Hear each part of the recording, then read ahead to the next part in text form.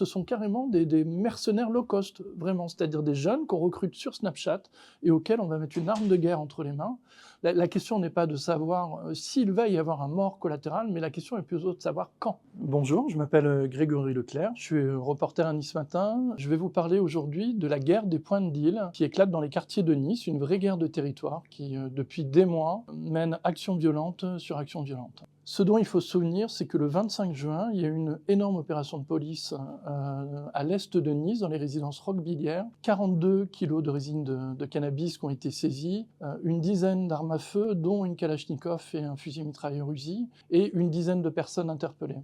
À la suite, il y a eu le 1er juillet et le 2 juillet 2 opérations consécutives pour essayer de reprendre le point de deal, c'est-à-dire une attaque éclair à la Kalachnikov. Cette guerre des points de deal à laquelle on assiste, elle s'inscrit dans un processus beaucoup plus vaste. Il y a eu le point de la laverie. À l'ouest de Nice, cette fois, on est dans le quartier des Moulins, il y a eu une dizaine d'actions violentes en l'espace d'1 an et demi, un mort quand même, et alors évidemment beaucoup d'arrestations, mais une violence qui se rapproche de plus en plus de la population et qui est extrêmement inquiétante. Plus récemment, à l'est de Nice, dans les résidences Roquebillière, d'après l'enquête que nous avons menée, ce sont plutôt des narcotrafiquants niçois qui essayent de reprendre la place et qui font appel à un mercenariat low cost qui est recruté à Marseille, mais également à Nice et dans le Val-de-Marne. Certains sont contraints, ils sont sous la coupe des bandes de narcos, c'est-à-dire qu'ils doivent de l'argent, par exemple, aux narcotrafiquants. Alors on savait déjà qu'il y avait du recrutement via Snapchat, de petites mains, des revendeurs, des guetteurs. Mais là, ce sont carrément des mercenaires low cost, c'est-à-dire des jeunes qu'on recrute sur Snapchat et auxquels on va mettre une arme de guerre entre les mains.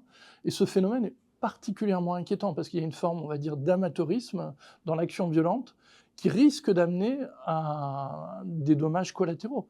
La question n'est pas de savoir s'il va y avoir un mort collatéral, mais la question est plutôt de savoir quand. Ce qu'il faut comprendre dans cette guerre des points de deal, c'est que si elle a lieu, c'est justement parce qu'il y a une action policière et judiciaire qui n'a jamais été aussi forte, mais qui crée paradoxalement un vide derrière, c'est-à-dire que chaque action judiciaire, des arrestations, des interpellations, vient créer un vide, et les narcos se précipitent dedans pour essayer de récupérer le marché. Alors, le procureur de la République de Nice, Damien Martinelli, évidemment reste confiant, c'est-à-dire que s'il ne faisait rien, si toutes ces actions n'étaient pas entreprises, la situation serait bien pire.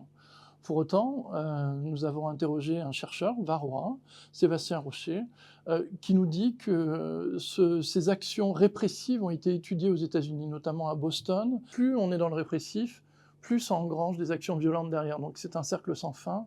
À Boston, ils ont tenté une opération qui consiste à bien centraliser les moyens sur les têtes de pont des réseaux, sur les gros bonnets des réseaux, et puis à plutôt mettre une pression sociale sur les petits, sur les revendeurs, sur les guetteurs, en organisant des opérations avec leurs familles, avec des acteurs sociaux pour les remettre sur le marché de l'emploi, pour leur assurer un logement, les sortir de cette spirale de la violence. Ça a été efficace, mais c'est ce que dit Sébastien Rocher, c'est qu'il faut savoir rester modeste en matière de lutte contre les stupéfiants. À chaque fois que ces opérations ont été menées, il y a eu une baisse de la criminalité de 14%. Mais 14%, c'est comme quand vous essayez de traiter un cancer finalement. 14% d'espérance de vie en plus, c'est bon à prendre. Donc 14% de violence en moins, c'est toujours bon à prendre. En matière de lutte contre les stupéfiants, il n'y a aucune victoire totale qui est possible. Mais en revanche, essayer d'avoir des objectifs atteignables, c'est ça que les Américains sont en train d'entreprendre dans plusieurs villes.